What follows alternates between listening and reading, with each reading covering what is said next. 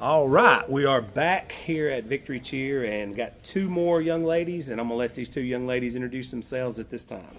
Hi, I'm Harper Mullinax. And I'm RaLeigh Crawford. So we have a Gadsden City and a Southside Panther here. Yes, sir. Ladies, appreciate you joining us, first of all. Second of all, I like to start these from a rolling start. What led you over into your cheerleading careers? Well, I did baton for about like 6 years, and then I moved to Alabama, and all my friends were doing cheer, so I was like, might as well give it a shot. Where were you from originally? Virginia. Virginia. So you've been here for About 6 years. 6 years, and that's when you started cheering. Yes, sir. That's pretty cool. You got a little bit different path. Yeah, so when I was like really younger, I would always like stunt and stuff with my dad and like tumble. My mom cheered all through high school, all through college. I joined a local gym that my mom had grown up in, and it was kind of just something that I fell in love with and just couldn't stop. And then my mom actually coaches, so I got into coaching, so we've both just kind of been like big. So you not only cheer, you actually coach as well. Wow, that's crazy. Two completely different paths. Yes. But you guys are both all-star cheerleaders. Yes, sir. So let's talk about the selection process and that. What did that look like, and how did that all come about? So we come in for evals. We have to tumble. It's like set up off of our like ages. We come in, we tumble. You stunt with like a bunch of random kids. You just come in, get in a big group, stunt, show how you stunt. And it's really like a big like. It's like a showcase for your own skills. It's just like a big game of like knowing how to impress people. And then you learn a dance that's 4/8 counts, I think. And then you gotta do your dance. And that's like another thing is how big you perform, because cheerleading's a big performance thing. So like the way you perform and the way you like present yourself at evals is really how you get placed onto your team. So let me get this correct. You could actually do all the moves correctly, but if your performance and your aura, the way you're presenting it, is off, you're out. Yeah. So it goes hand in hand. Yes, sir. Okay. Now, with your background, that had to help you over in your cheering background, correct? Yeah. Talk about that a little bit. Yeah, so I've always like performed, but like once I got the cheer, I had to learn how to tumble and stunt, what I've never done before. So that was new, but like I had performance down. So that was a good part. Did it come natural to you, or was it something that's... Yeah, I think so. I mean, like, you always have to practice, but, like, definitely the performance, it always came natural. That makes sense. And you having your mom in the same household, that's let me ask you this. It's probably a double-edged sword. It's good because she's there to help, but she also holds you to a different standard. Yeah, it's very hard, and I think Harper can vouch because she sees the coaching style, because she obviously helps me on a bunch of different standpoints, but like at the same time, it's just like it's like living with your coach. Like sometimes you don't want to be around them because they're like constantly correcting you and like on you. So like being around her, like I kind of just have to learn to like balance it at cheer and balance it there. And at some point, let me see how I can word this. When do you take off the student hat? In other words, when can she just be mom and you be daughter? Does that ever happen, or is it always kind of...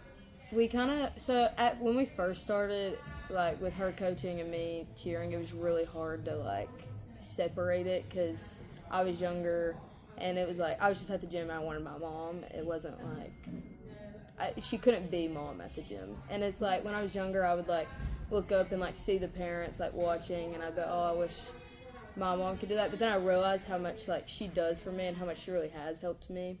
So we kind of just have to learn to like balance it. Like when we're here, and as soon as we pull in the parking lot, she's my boss and she's my coach. And then when we get in the car, she's back to mom, and it's just we've just learned. Clean your room, make sure the dishes are done, stuff like that.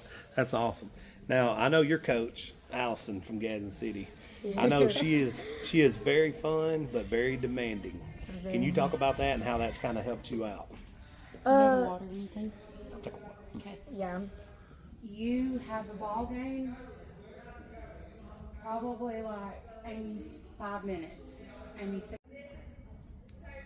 Yeah, Allison Carell, she's very different from Victory. I mean, not in a bad way, but like it's very different going from school cheer to all-star cheer, in which I have to do a lot. Like we'll have a school cheer, and then we'll go straight to Victory cheer. Gotcha. So, but she's also helped, like, because that was like the first thing I did. I didn't go straight to all-star. I went like Pee-wee cheer. Gotcha. So she's helped a lot, though. Yeah. She, like I said, very demanding, but also very good. Yes, sir. We're sitting here at Victory, and I know obviously you have a vested interest there. You do as well now because you guys are held to a different standard.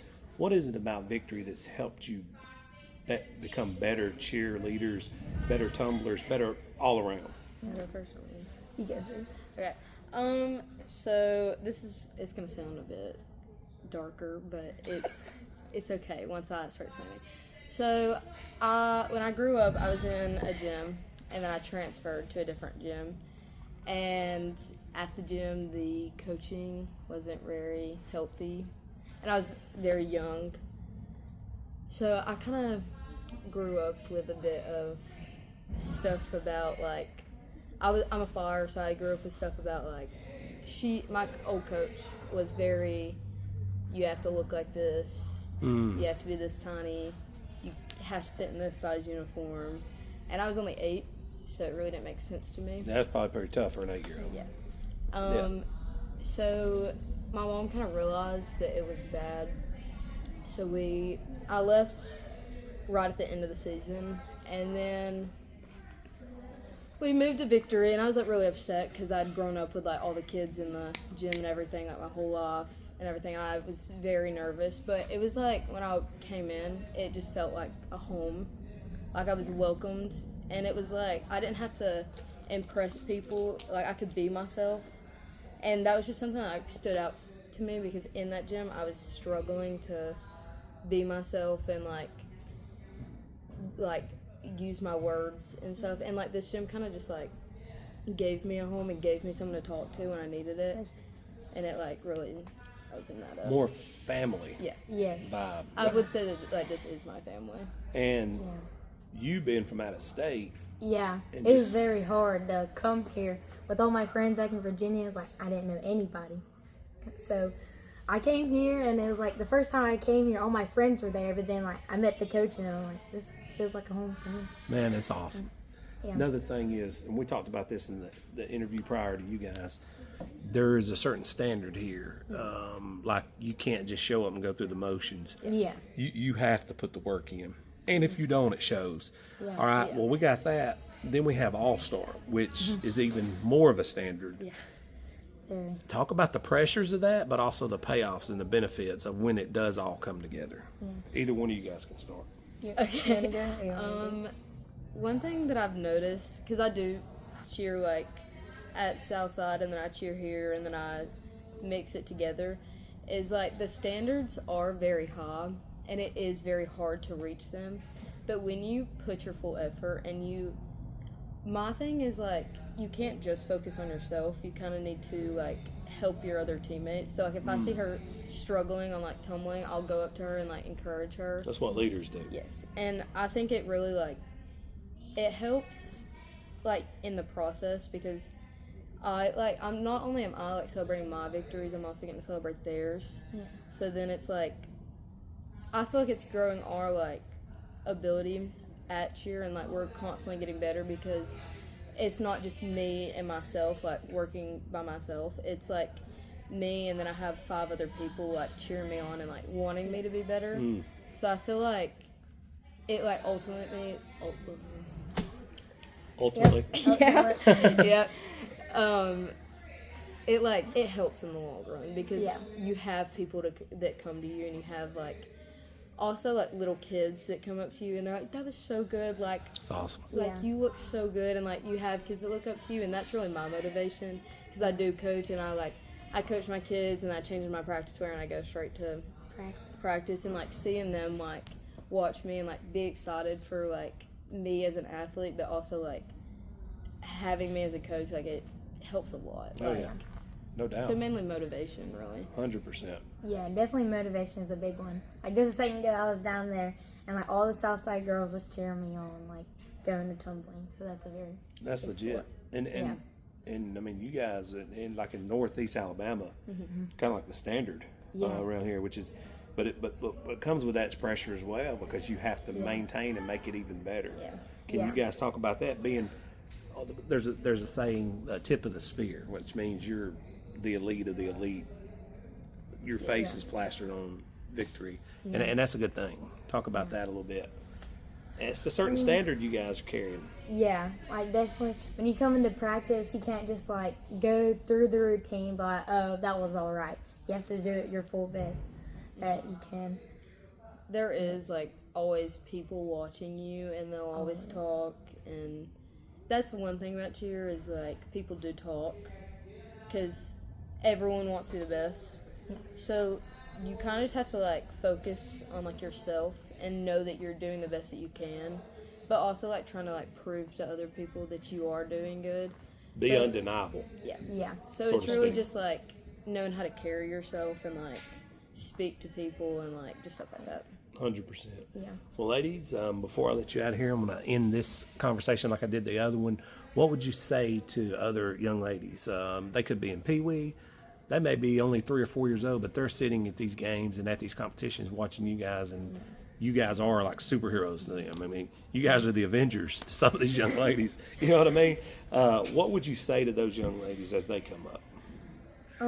Don't believe you can't do something. Because when I was young, I'd look at all these girls doing flips. I'm like, I'll never be able to do that.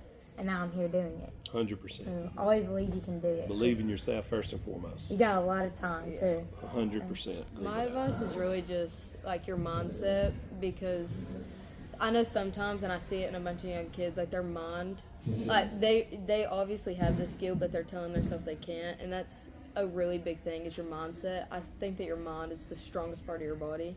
So it's really just mindset and like knowing that you can do it and believing in yourself even when no one else does. Especially with cheer. Like, it's like the biggest mind game cheerleading is. Absolutely. You have to have the right mindset for everything. Absolutely, because people see the Friday nights and they see the basketball games and stuff. What they do not see is what you guys do here and what you guys do behind the scenes. That it's hours and hours of blood, sweat, and tears to get to this point. It's a lot. Even at home, too. Like, you have to work at home. You have Yeah. to You stretch. can't just go to cheer practice and that be it for the rest of the week. That's right. It's what you do when you're not told to do, and the things you do that's self-discipline. That's how you get ahead in life. Makes you, like, separated from all the other athletes. You can't do like me and go sit on the recliner and play video games all day.